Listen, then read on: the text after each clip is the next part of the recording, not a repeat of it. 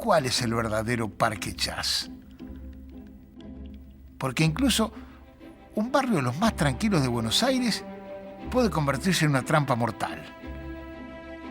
Sobre todo si estamos en manos de uno de los guionistas que mejor trabajó sobre la paranoia, el miedo y el peligro. Ricardo Barreiro, el loco Barreiro. Un caso serio, un creador de vida y de obra vertiginosas.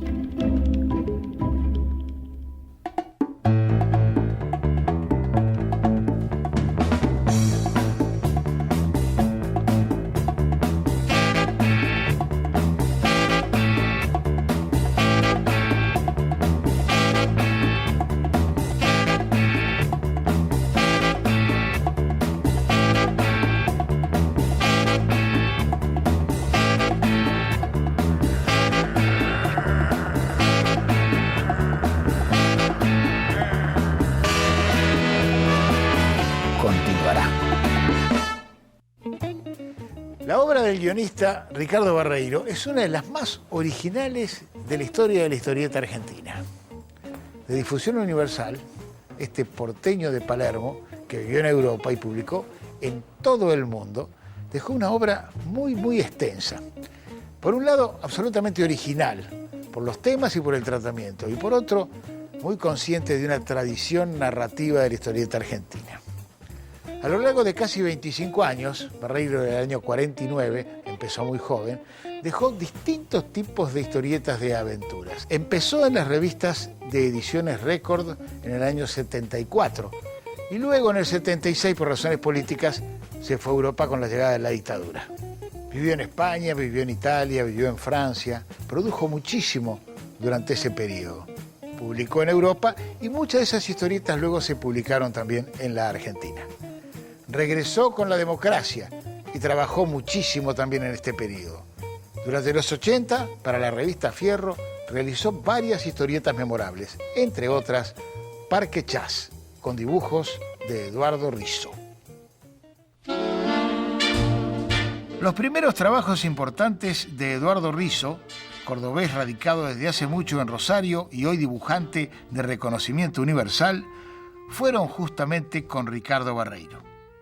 Parque Chas y Caín en Ediciones de la Urraca en la segunda mitad de los años 80. Por entonces también, y sobre todo en la década siguiente, trabajó largamente para Europa con Carlos Trillo. De esa época son Fulú, Boy Vampiro y Borderline, entre otras muchas historietas.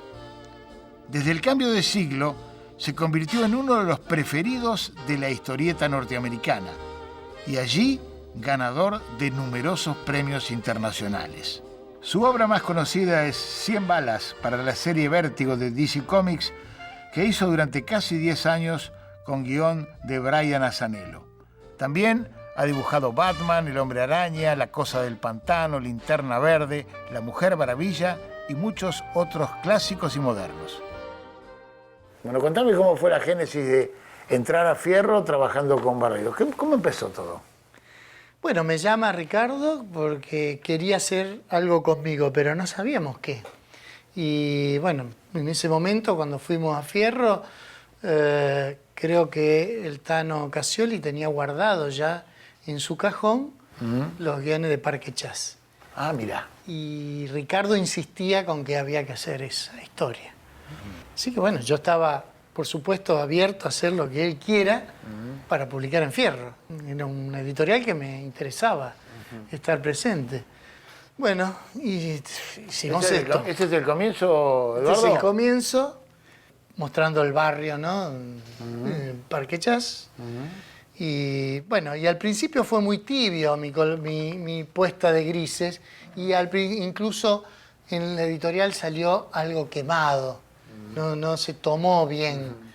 No lo tomaron. Después fueron corrigiéndolo. Con el correr del tiempo lo fueron corrigiendo. Porque lo raro que nadie usaba esa técnica. Nadie en Fierro así usaba esta técnica de grisado.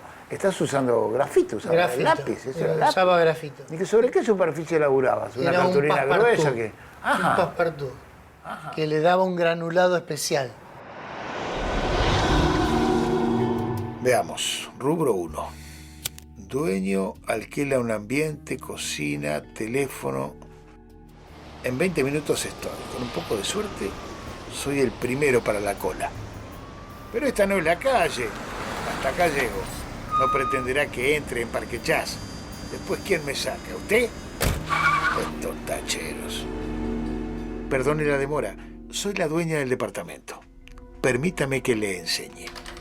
Como verá, el ambiente es amplio y luminoso. La subdivisión y el desnivel lo convierten prácticamente en un living y un dormitorio. No sabía que estaba amueblado. Si lo desea, puedo pagar ya el anticipo y el depósito como seña, hasta que firmemos el contrato. ¿Dónde tengo que...? Un momento. Antes de la firma quisiera aclarar con usted una única y última cuestión. Se trata de esa ventana. Jamás deberá ser abierta.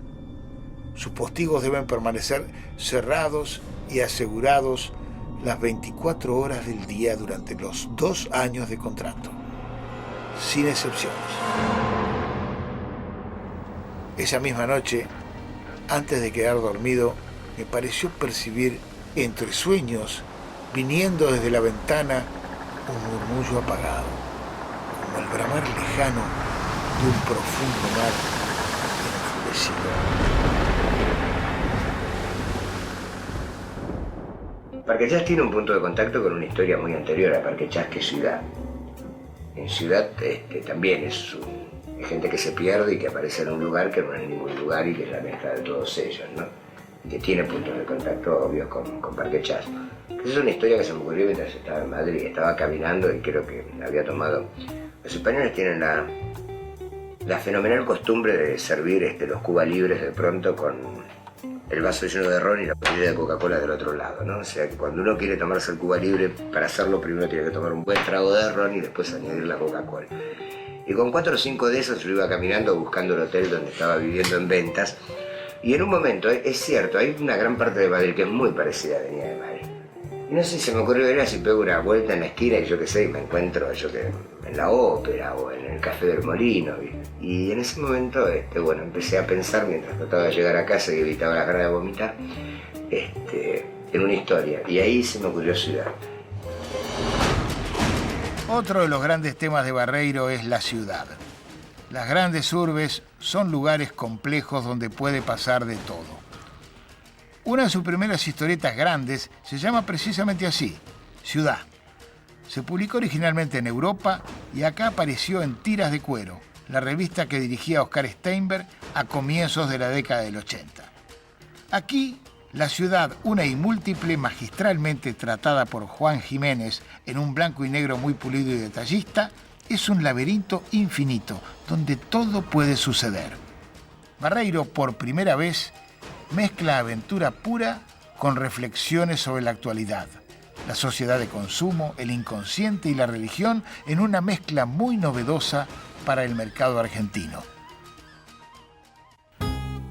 El primer gran éxito de Ricardo Barreiro como guionista fue Bárbara, una historieta que se publicó en la revista Scorpio, de Ediciones Récord, entre 1979 y 1982, y que también conoció el éxito en Italia, en la revista Lancho Story.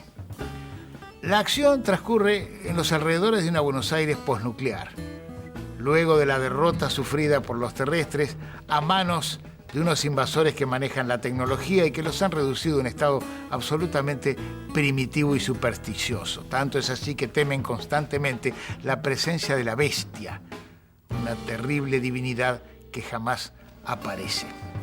En ese contexto, Bárbara es una rebelde, una bella jefa de un clan capaz de enfrentar a todas las formas del poder masculino, de tener amantes, de comunicarse telepáticamente con animales y con plantas. El dibujo de Juan Zanotto es muy expresivo.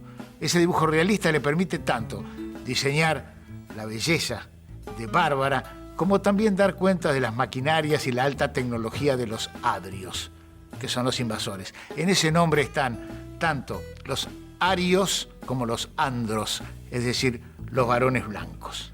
El tema de la Argentina posnuclear estaba muy presente en ese momento, ya que en la misma Scorpio se había publicado El Eternauta 2, de Solano López y Héctor Oesterhel, que trataba precisamente ese tema.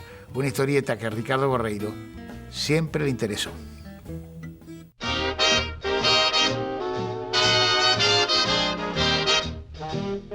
Toda disciplina artística necesita expertos, eruditos y archivistas. Uno de los principales expertos en la historia de la historieta argentina es Tony Torres, coleccionista, guionista de El Caballero Rojo, un superhéroe de los 90, sabe de todo y de todas las épocas, desde los autores más famosos y reconocidos hasta los más ignotos. Barreiro ya desde sus primeras historietas ingresa al tema Oesterhel, pero en casi todas hay alguna alusión.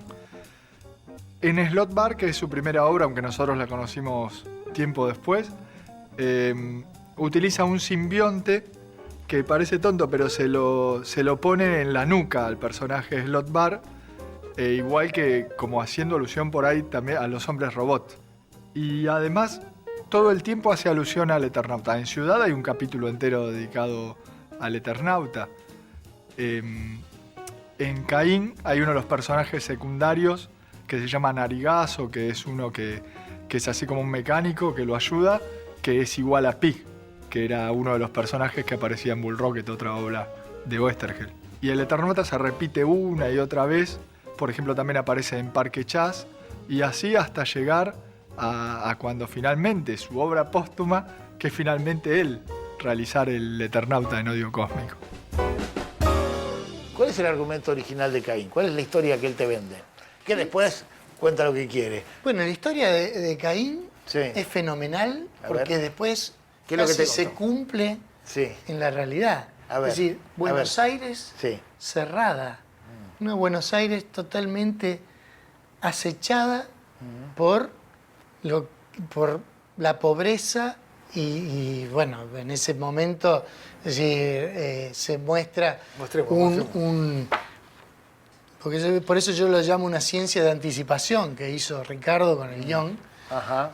Bueno, esta era la parte, digamos, cerrada, pero en la primera se muestra que esto ya es mío, es decir, porque la historia empieza aquí. La secuencia inicial es tuya. Inicial es mía. Yo quiero mostrar otra cosa porque él quería mostrar directamente. Esta fue etapa. Claro. Ampliado fue etapa esa. Claro. Que él quería mostrar directamente la muralla, que era amurallado desde un lado de la ciudad y del resto todo destruido, basural, y bueno. Y era un poco esa la idea. Buenos Aires amurallado. Y el pibe que nace de la basura, pero que viene o sea, lo tiran, lo arrojan a la basura, pero hay una historia muy intrincada detrás de todo eso. Ajá. Te encantó esa historia. Me encantó.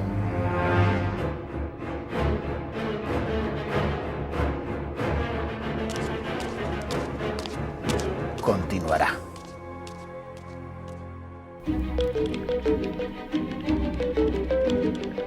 Pero no puede ser. Vine hasta acá a buscar el edificio en Parque Chas, hice todo como me dijeron y no lo encontré. Y ahora estoy desorientado, no puedo salir. Estaba seguro de que el departamento estaba por acá, doblando en la esquina de Dublín. Pero no. ¿Y ahora cómo salgo? Mejor sigo leyendo. Alguien va a aparecer.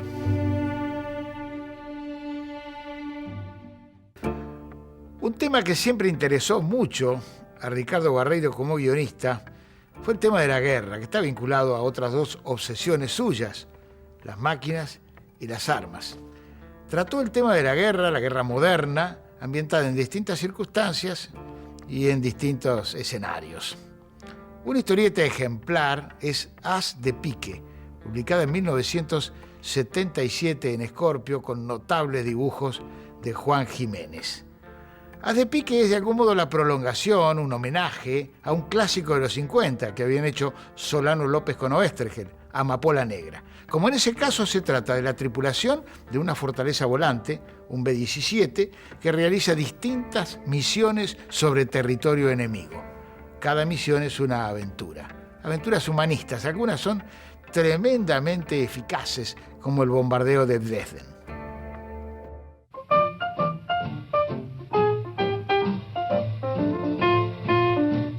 César Vidal es investigador, coleccionista y responsable de Master Comics. Como documentalista ha reunido infinidad de testimonios en video, muchos de los cuales fueron incluidos en ciclos de televisión a su cargo. Como seguidor de la escena de la historieta argentina contemporánea, lo convocamos para que hable de Ricardo Barreiro.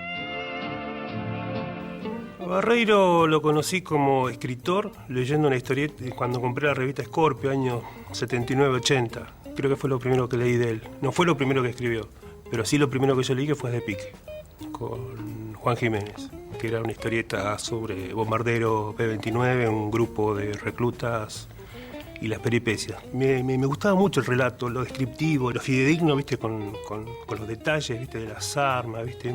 Era muy narrativo, era muy bueno, muy bueno. Y me atrajo mucho eso, para un chico de menos de 20 años, ¿no?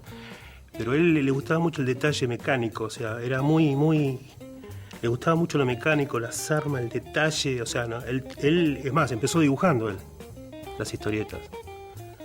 Y me contaba un dibujante que él, Barreiro, en los guiones le mandaba los dibujitos como quería los aparatos, por ejemplo. A Juan Jiménez le hacía los aparatos, ¿viste? Yo los quiero así, así. Entonces Juan Jiménez lo tomaba como boceto o lo tomaba Solano, ¿viste? Pero él empezó dibujando historietas. Y después se hizo guionista porque dice que él decía, no les costó convencerme mucho. Años más tarde, en 1984, Ricardo Barreiro escribió La Batalla de las Malvinas.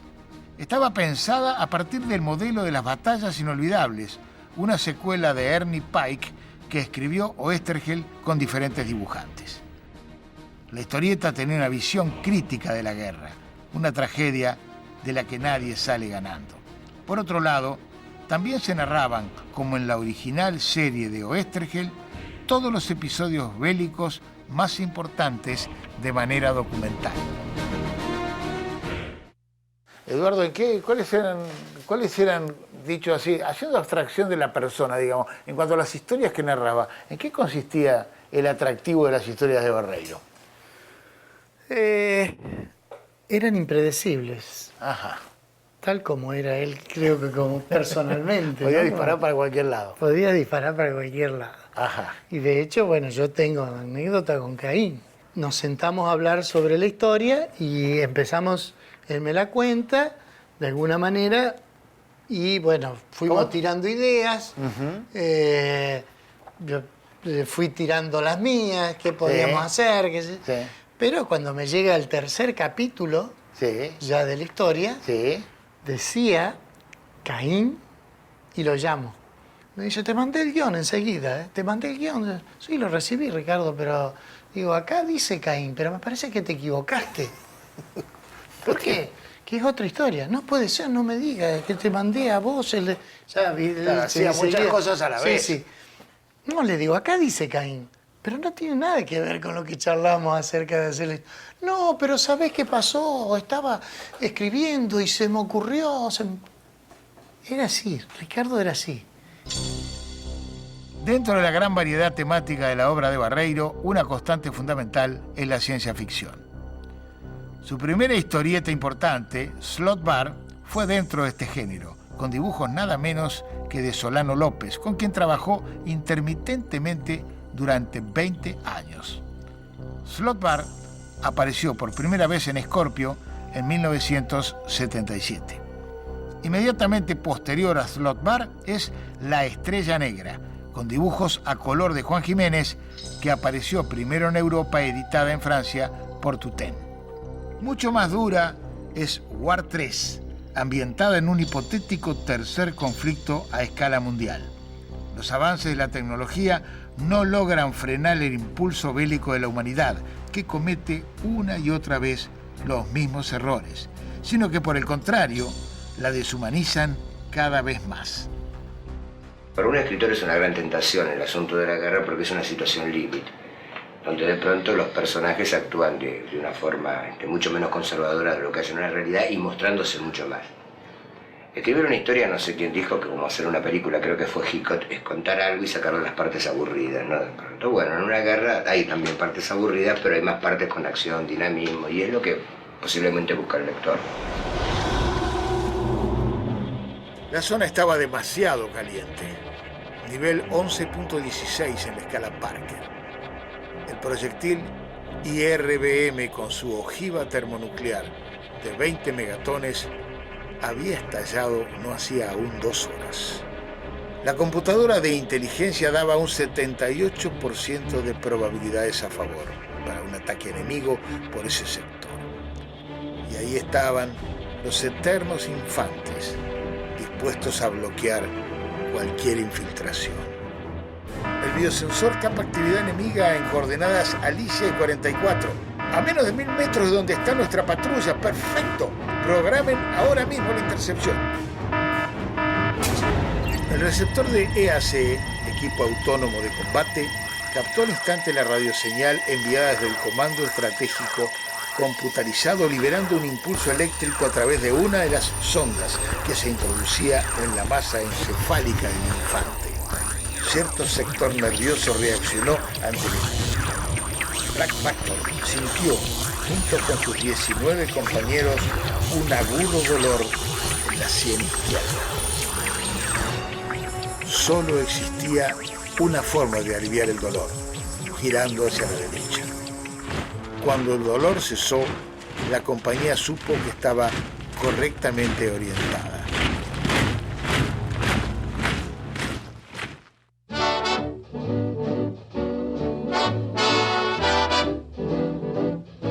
Salvador Sanz es uno de los pocos autores de ciencia ficción que cultivan el género sistemáticamente en la Argentina en la actualidad. Por ser al mismo tiempo dibujante y guionista, nos puede dar una idea acabada de lo que es el trabajo y la originalidad de Ricardo Barreiro. Yo creo que fue muy importante en los 70 porque le dio otra mirada a una visión muy clásica que venía encaminado, sobre todo con la estética, que eso es lo curioso, porque él era guionista, pero él supo tener el ojo, me parece, para elegir dibujantes como Juan Zanotto, Juan Jiménez, que actualizaron, me parece a mí, la imaginería de la ciencia ficción en ese momento. Me parece que él había leído mucha literatura de ciencia ficción y mucho cine de ciencia ficción. Y él ya viene con una visión mucho más sucia, más desprolija. Ya los vehículos no solo eran, digamos, más realistas, sino que eran más barrocos, ¿viste? Toda esa cosa de que la nave no estaba pulcra, estaba sucia. Y eso se nota mucho en sus historias, y me parece que no es casualidad que los guiones sean de Barreiro, porque hay muchas descripciones de vehículos, de criaturas. Se nota mucho su inquietud por digamos, justamente eso, actualizar la imaginería de la ciencia ficción hasta de lo que había hasta ese momento.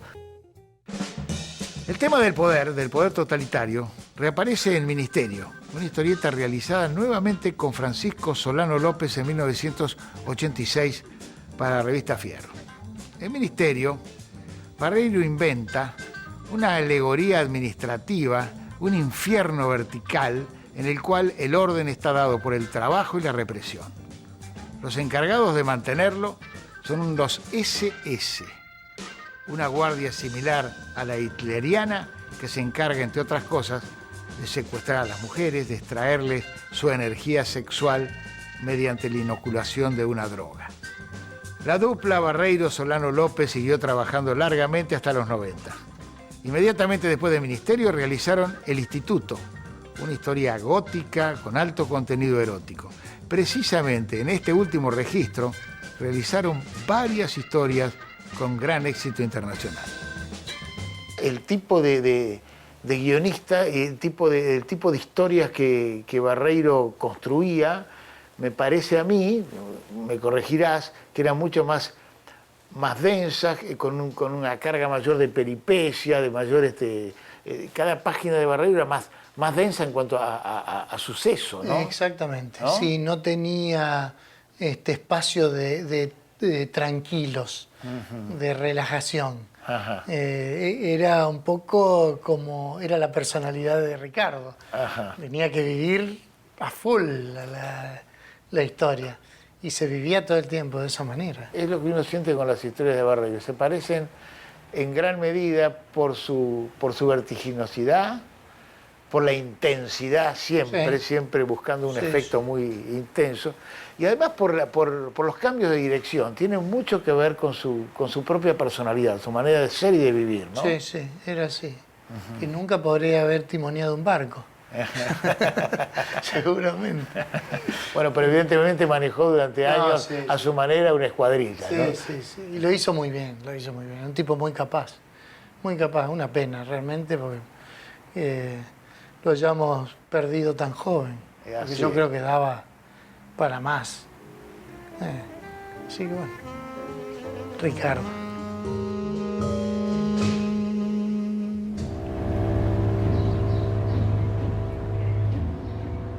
A mí me parece que ya pasé otra vez por esta esquina. Oh, Dios. ¿Pero cómo no lo pensé antes?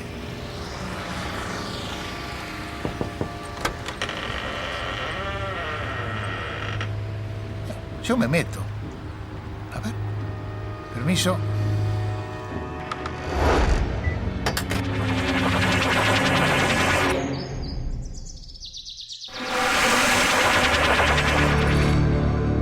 Una puerta a otra dimensión, una pavada. Como si nunca hubiera leído historietas de ciencia ficción.